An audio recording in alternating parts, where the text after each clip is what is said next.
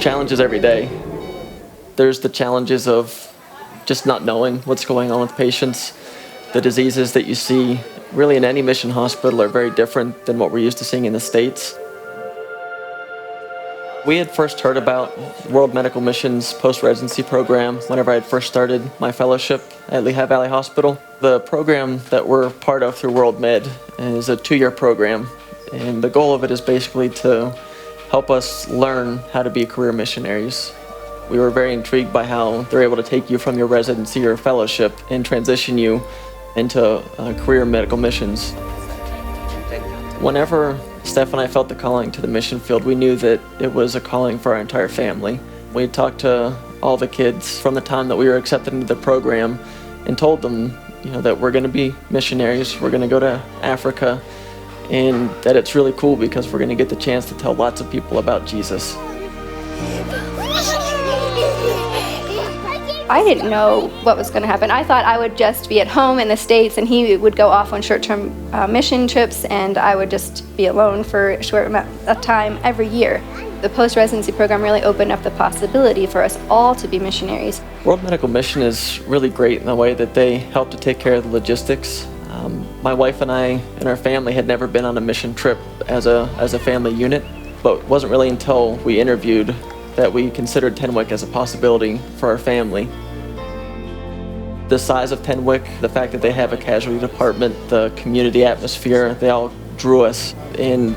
Through prayerful consideration, we chose Tenwek as the hospital where we ultimately ended up. I wonder what these are. Right. There are a lot of needs at any mission hospital. Some of the basic needs just for medicines, for ongoing care of patients. There's the spiritual needs, which is really what our primary focus is. A lot of people come in and many of them haven't heard about Jesus Christ, so we actually have the opportunity, us along with our pastoral care staff, to minister to them in that way, present the gospel to them, and many times we see decisions for Christ come through the medical care that we provide. Really is very fulfilling to be able to go to work and be able to do the medicine that I've learned, but to have that freedom to be able to minister spiritually to people as well. We got here, never been to Africa, never been to Kenya, never been to Tenwek, and we just jumped right in, I think. We immediately felt like home. The boys have so much freedom here.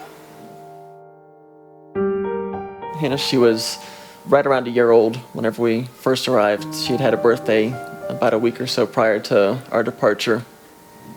She would play. She was learning how to walk. She was crawling all over the house. She was just her happy little Hannah self. She was still a baby and she wanted to be held, and she seemed to be adapting pretty well until she got sick. They all caught a stomach bug, but after it wouldn't go away, and as soon as we thought it would go away, it seemed to come back, and so that made me really nervous, and I knew, I just had this mother intuition or whatever you want to call it, that something was wrong and we just weren't finding it. We really feel that that was God protecting her from what was going on, because if we had an indication that she was as sick as she was, we probably would not have gotten on that plane. She had a massive brain tumor, that she had swelling in her brain because of that, and that was really the underlying cause of everything that was going on. So whenever all this happened, very early on, I knew that I was gonna have to say goodbye to my baby girl.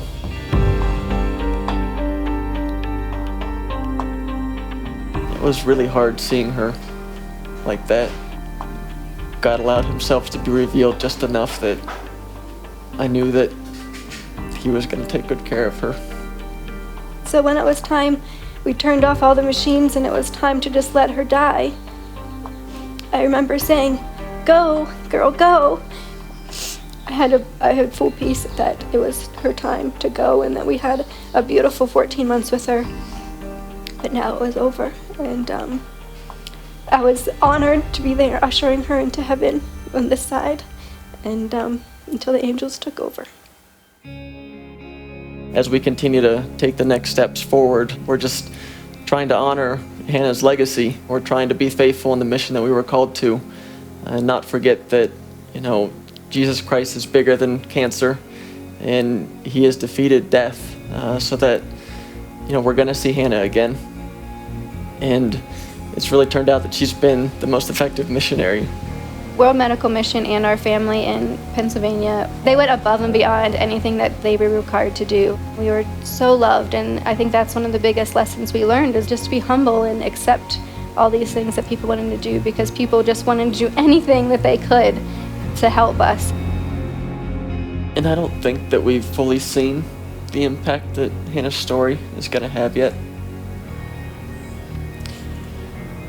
We've seen a lot of people that have been drawn to Jesus Christ, which is what our goal was. Whenever we prayed with our boys, we had asked that we could be the best missionaries we could be. We're very humbled to think that Hannah's story and our story is being read and followed by so many people. They can not see us, not see Hannah necessarily, but see through us the hope that we have through Jesus Christ.